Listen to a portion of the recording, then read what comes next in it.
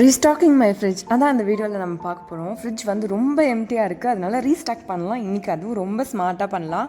ஃப்ரெஷ்ஷாக வெஜ்ஜீஸ் இருக்கு இல்லையா, லோ கேலோரிஸ் இருக்கிற மாதிரி ஃபில்லிங். நான் வந்து protein rich diet and then weight loss calorie டிஃபிசிட்டில் இருக்கேன்னா கொஞ்சமாக தான், ரொம்பலாம் கிடையாது. ஸோ ஸ்லோவாக வெயிட் ரெடியூஸ் பண்ணிட்டு இருக்கனால லோ கேலோரிஸ் இருக்கிற மாதிரி பட் ஃபில்லிங்காக இருக்கிற மாதிரி வெஜிடபிள்ஸ்லாம் என்னென்னா குக்கும்பர், கேரட், பீன்ஸு, அதுக்கப்புறம் ஏதாவது கீரை, டொமேட்டோ, இதெல்லாம் பார்த்திங்கன்னா பயங்கர ஃபில்லிங்காக இருக்கும்.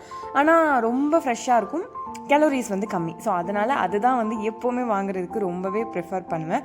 ஃப்ரூட்ஸில் பார்த்தீங்கன்னா ஸ்வீட்டாக இருக்கும் இல்லையா, நேச்சுரலாக ஸ்வீட் இருக்கிறனால நமக்கு ஏதாச்சும் சாக்லேட் சாப்பிட்ணும் அந்த மாதிரி ரொம்ப கிரேவிங்ஸ் இருந்துச்சுன்னா ஆப்பிள், பனானா, பப்பாயா அந்த மாதிரிலாம் வாங்கலாம். மோஸ்ட்லி வந்து பப்பாயா வாங்கினா அதை 2 டேஸில் சாப்பிட்ணும் அப்படிங்கிறனால இது வந்து டூ வீக்ஸ் ஒன்ஸ் அந்த மாதிரி பர்ச்சேஸ் பண்ணுவேன்.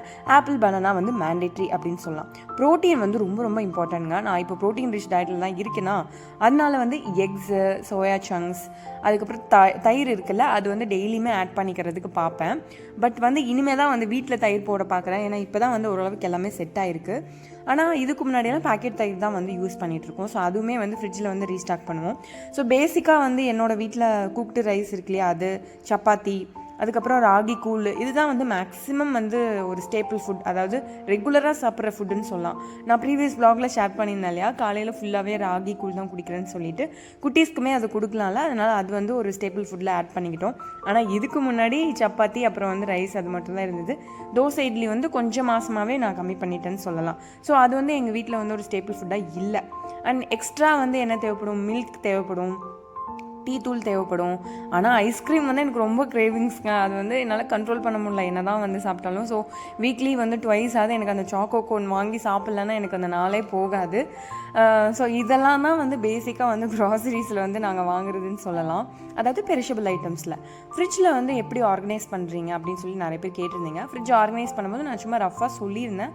பட் இந்த வீடியோவில் தான் வந்து ரியலிஸ்டிக்காக வந்து எப்படி அரேஞ்ச் பண்ணுறேன் அப்படிங்கிறத பற்றி நான் பேசியிருக்கேன். ஃபஸ்ட்டு வந்து என்னோடய ஐடியா என்னென்னு பார்த்தீங்கன்னா, கொஞ்சம் டக்குன்னு வந்து சாப்பிட்ற மாதிரி இருக்கு இல்லையா, அதெல்லாம் வந்து டாப் ஷெல்ஃபில் வந்து வச்சுக்கலாம்.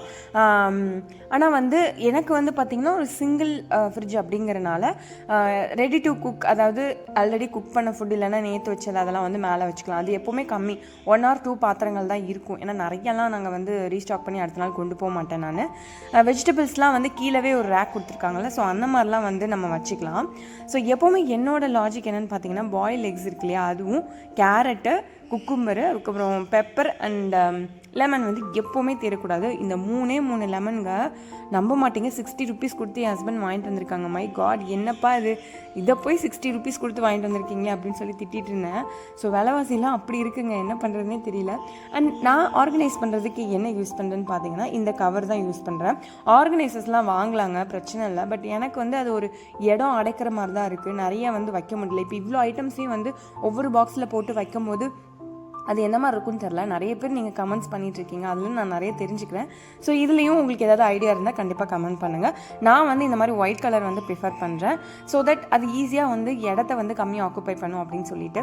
அண்ட் காட்ஸ்லாம் இருக்கு இல்லையா, அதாவது அவரைக்காய், அதுக்கப்புறம் பெரிய சொரக்காய், அப்புறம் பூசணிக்காய், இந்த மாதிரி ஐட்டம்ஸ்லாம் வந்து நம்ம ஃபுட்டில் வந்து டேஸ்ட்டாக இல்லைன்னு சொல்லிட்டு நிறைய பேர் ஆட் பண்ண மாட்டாங்க. அது வேறு யாரும் இல்லை, நான் தான். கொஞ்சம் நாளைக்கு முன்னாடி, அதாவது ஸ்கூல் காலேஜ் படிக்கும் போதெல்லாம் சுத்தமாக அதை சேர்த்துக்கவே மாட்டேன். பட் அதை பற்றி தெரிஞ்சதுக்கு அப்புறம் தான் இதை வந்து நிறையா வச்சுட்டு சாப்பாடை வந்து கம்மியாக வச்சு சாப்பிட ஸ்டார்ட் பண்ணியிருக்கேன்.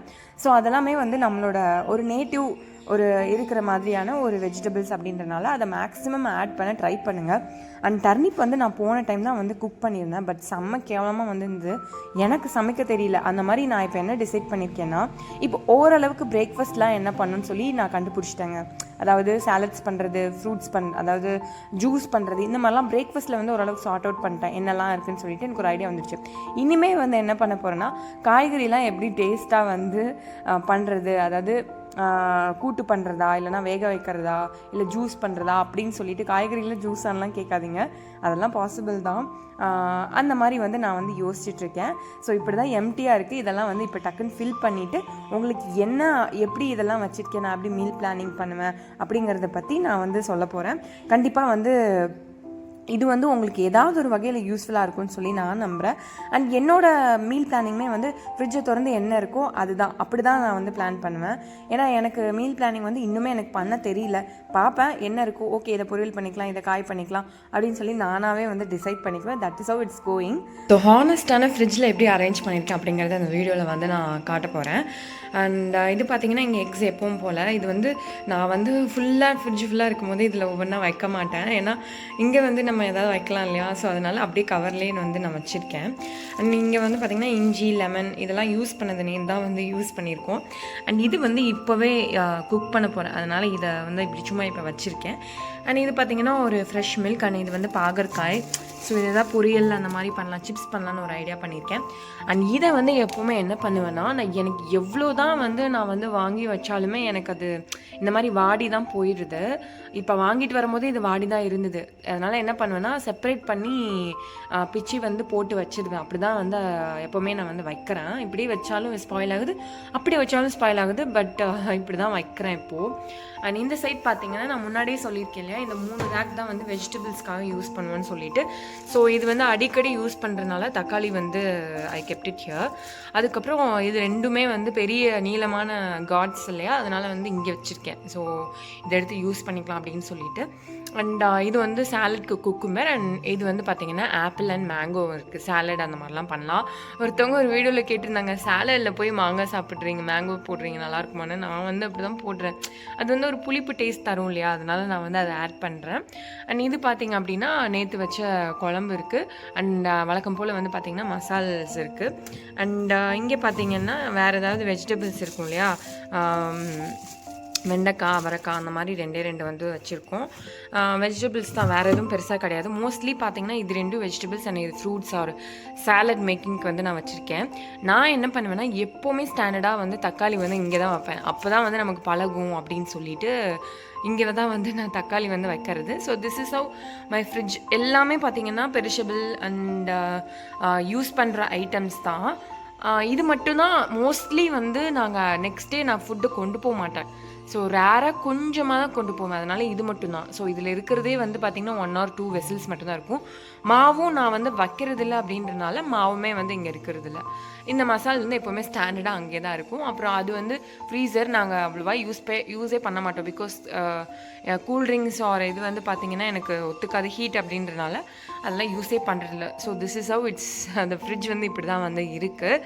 இதுதான் வந்து ரீஸ்டாக் பண்ணிவிட்டு காட்டணும்னு நினச்சேன். பெருசாக ஒன்றும் இல்லை. நான் என்ன சொல்ல வரேன்னா, இந்த கவரில் வந்து ட்ரான்ஸ்ஃபர் பண்ணி வைக்கும்போது வேறு பெரிய பெரிய வெசல்ஸ் வச்சா அது வந்து இதுக்கு ஒன்று பேக்ஸ் அந்த மாதிரிலாம் இருக்கு இல்லையா, கட் பண்ணி வைக்கிறாங்க, அதெல்லாம் எனக்கு பெருசாக உடன்பாடு இல்லை. ஸோ அப்படியே முழுசாக வைக்கும்போது கவரில் வைக்கிறது பெஸ்ட்டாக இருக்குது. ஏன்னா அது ஒரு ஃப்ளெக்சிபிள் ஷேப்பில் வந்துடும் இல்லையா, அதனால வந்து கவரில் வந்து வச்சுக்கலாம் அப்படின்னு சொல்லிட்டு இதுதான் வந்து எனக்கு ப்ரிஃபரபிளாக இருக்குது. இப்படி தான் நான் வந்து வச்சிட்ருக்கேன். அண்ட் கொத்தமல்லி கருவேப்பிலையை மட்டும் பிச்சு தனியாக வைக்கிறேன், வேறு எதுவும் வந்து பெருசாக வந்து வைக்கிறது இல்லை. ஸோ இதுதான் வந்து ரீஸ்டாக்கிங் ஆஃப் மை ஃப்ரிட்ஜ்.